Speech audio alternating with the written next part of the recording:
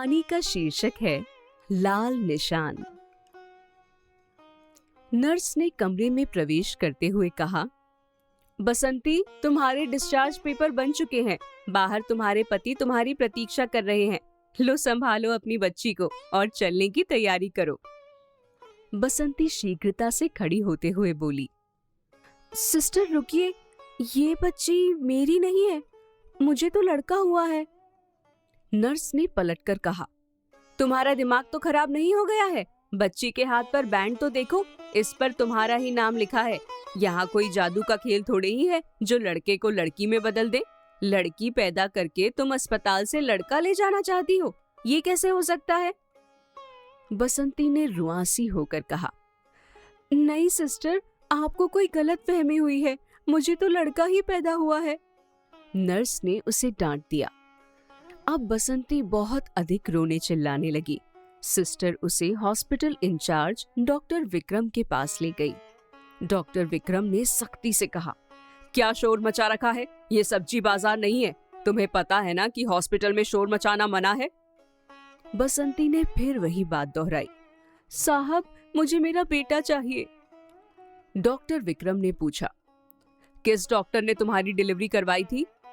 बसंती को डॉक्टर का नाम नहीं मालूम था। डॉक्टर विक्रम ने फिर पूछा, अच्छा ये बताओ, नर्स कौन सी थी?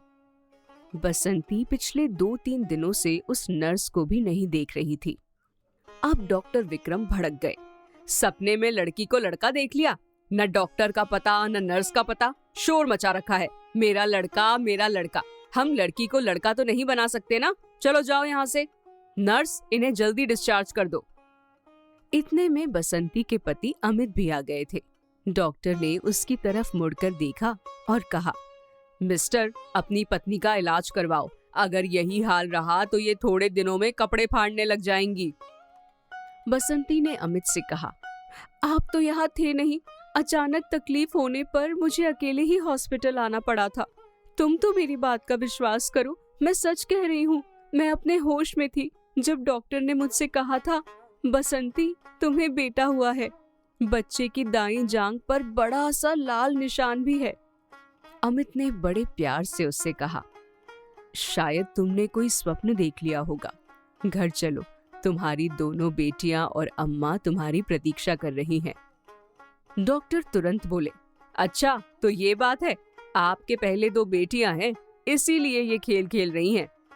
अमित ने कोई जवाब नहीं दिया और बसंती को बच्ची समेत जबरदस्ती घर ले आया। दरवाजे पर ही अम्मा मिल गई। स्वागत में बोली, आ गई महारानी, तीसरी बेटी जनकर।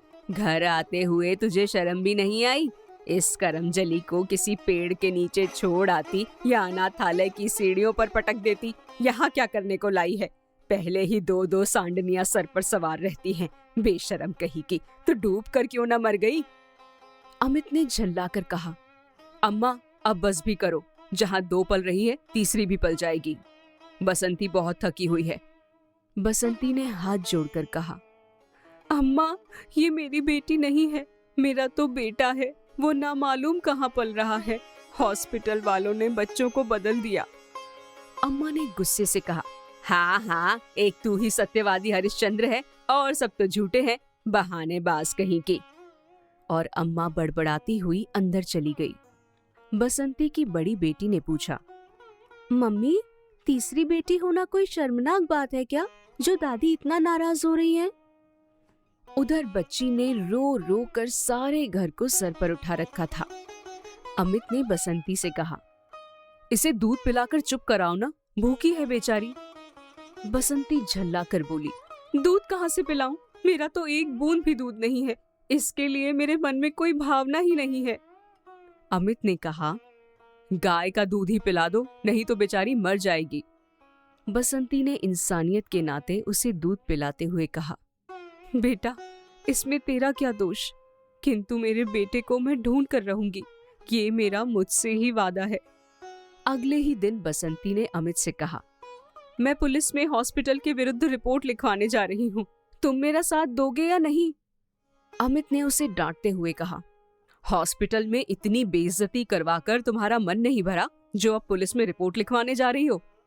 किंतु बसंती नहीं मानी मजबूरन अमित को उसके साथ जाना पड़ा। पुलिस इंस्पेक्टर ने बड़े ध्यान से बसंती की बात सुनी, किंतु बिना किसी प्रमाण के वो केस बनाने को तैयार नहीं था।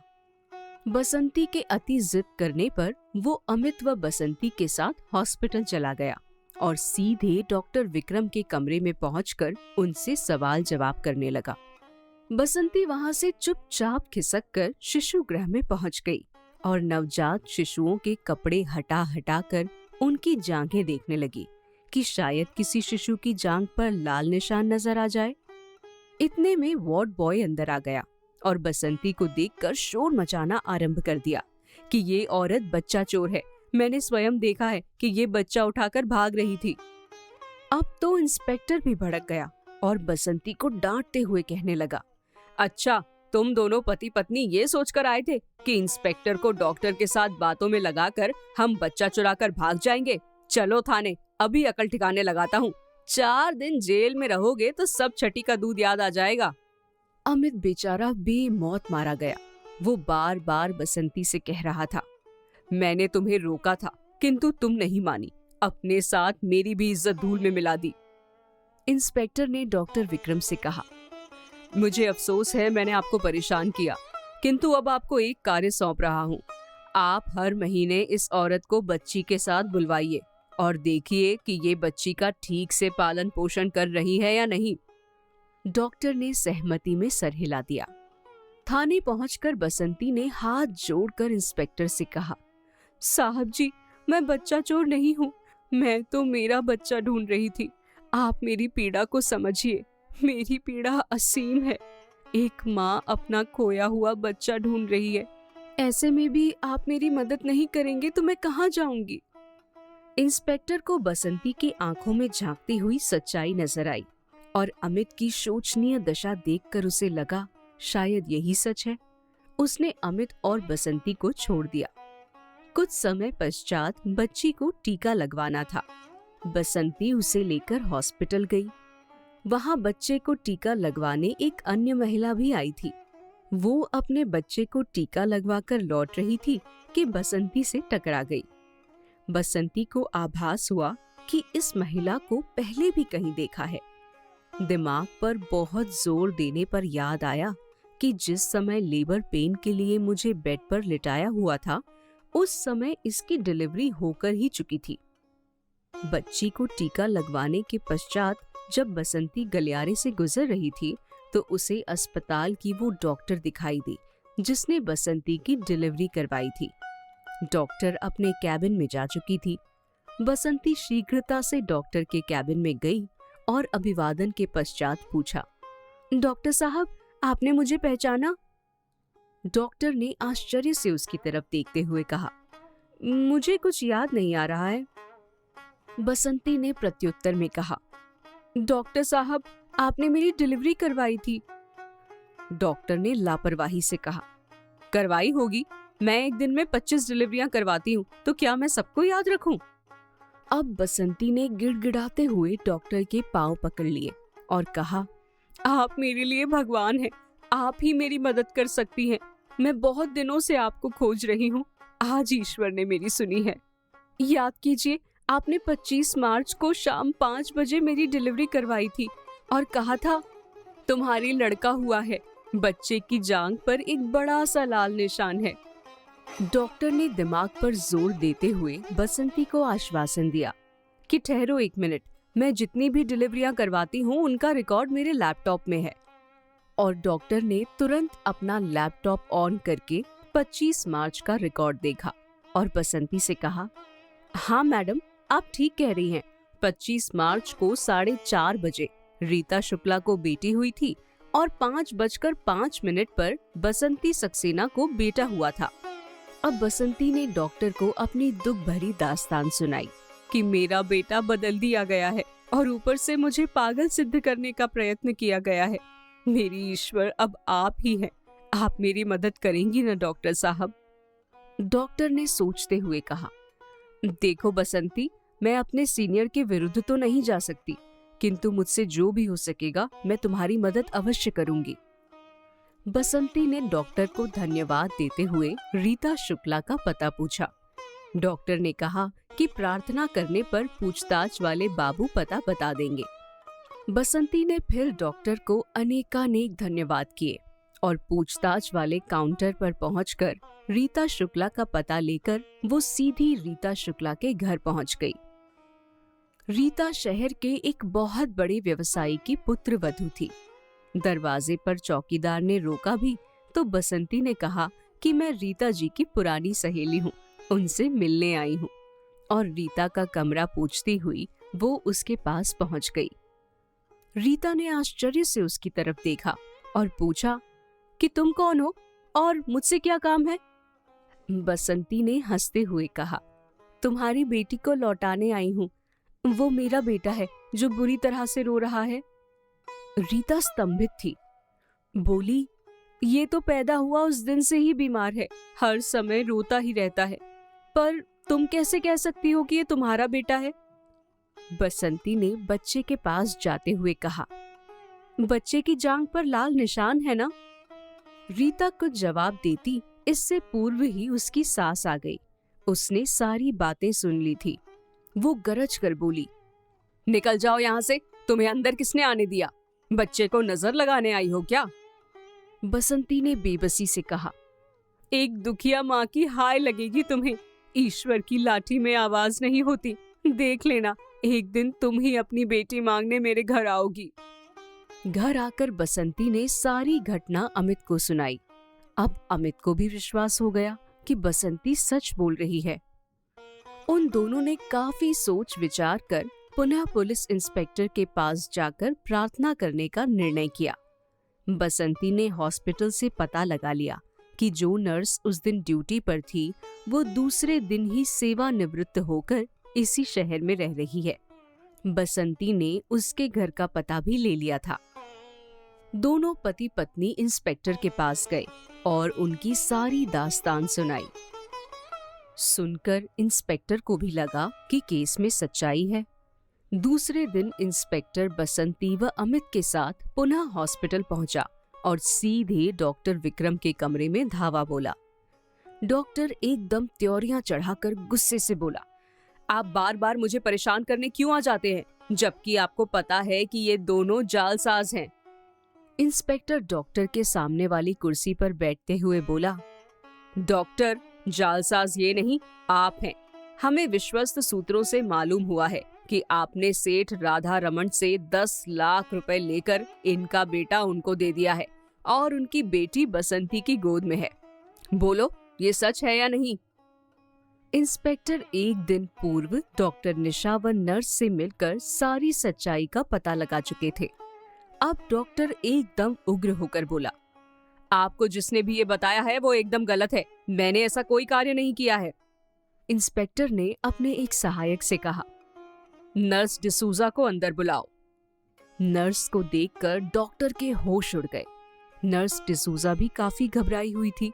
वो बार बार यही कह रही थी कि साहब, मैं बेकसूर हूँ, मुझे तो डॉक्टर साहब ने फंसाया। इन्होंने कहा तुम सेवानिवृत्त हो रही हो, अकेली औरत हो, कोई कमाने वाला भी नहीं है, गुजारा कैसे होगा?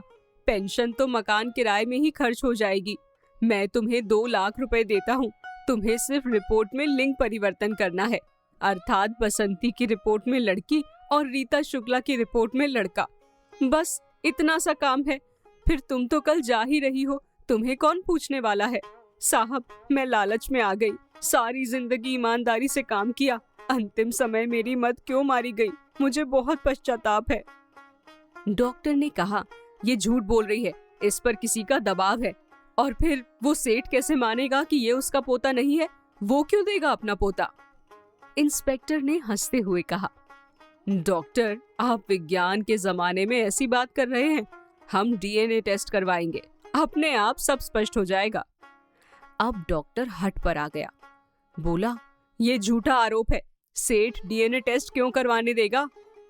बसंती ने कहा, इंस्पेक्टर साहब, ये काम आप मुझ पर छोड़ दीजिए, आप तो रीता शुक्ला व बच्चे को यहाँ बुलवा लीजिए। सेठ जी व रीता बच्चे को लेकर घबराए हुए हॉस्पिटल आए और वहाँ का दृश्य देखकर दहाड़े। तुम फिर आ गई? तुम्हारी हमसे क्या दुश्मनी है? हमने कह तो दिया कि ये बच्चा तुम्हारा नहीं है, पर तुम्हारी समझ में ये बात क्यों नहीं आती? बसंती ने रीता की तरफ देखकर कहा, मैं आपसे कुछ लेने नहीं, आपकी बच्ची लौटाने आई हूँ। ये बच्ची बहुत बीमार है, हम इसका इलाज नहीं करवा सकते, ये मर जाएगी। क्या एक माँ को ये स्वीकार है कि उसकी आंखों के सामने उसका बच्चा उसकी बेरुखी से मर जाए? या एक बात और है, इस बच्ची की न आपको आवश्यकता है न मुझे। तो लीजिए, आपकी आंखों के सामने ही मैं इसे यहाँ फेंक रही हूँ, जानवर खा जाएंगे। अब रीता की ममता जागी। बच्ची को गोद में लेते हुए उसने कहा, पिताजी बहुत हुआ, पिछले कई दिनों से मैं अपनी बेटी के लिए तड़प रही हूँ। इधर ये बच्चा रो रो कर हलकान हो रहा है। आपने बेटे की चाहत में इतना बड़ा अन्याय किया, दो दो माँओं को रुलाया है। बस अब और नहीं। आज के जमाने में लड़की व लड़के में क्या अंतर है, बल्कि लड़कियां हर क्षेत्र में लड़कों से आगे बढ़ रही हैं। आज कोई क्षेत्र लड़कियों से अछूता नहीं है। बेटियां माँ बाप का सहारा बन रही हैं, कुल का नाम रोशन कर रही हैं। आपकी इस इच्छा ने कितनों को परेशान किया है और कितनों को मुजरिम ठहराया है। चोरी तो चोरी ही है, चाहे वो धन की हो या रत्न की हो या संतान की हो, फल तो भुगतना ही पड़ता है। इतना कहकर रीता ने बसंती को उसका बेटा सौंपते हुए कहा, हमें क्षमा करना, हम स्वार्थ में अंधे हो गए थे। बच्चे का ध्यान रखना। अगर आपको इसकी चिकित्सा के लिए किसी प्रकार की आवश्यकता हो तो संकोच नहीं करना, हम सदैव तैयार रहेंगे, क्योंकि ये हमारा भी तो बेटा है।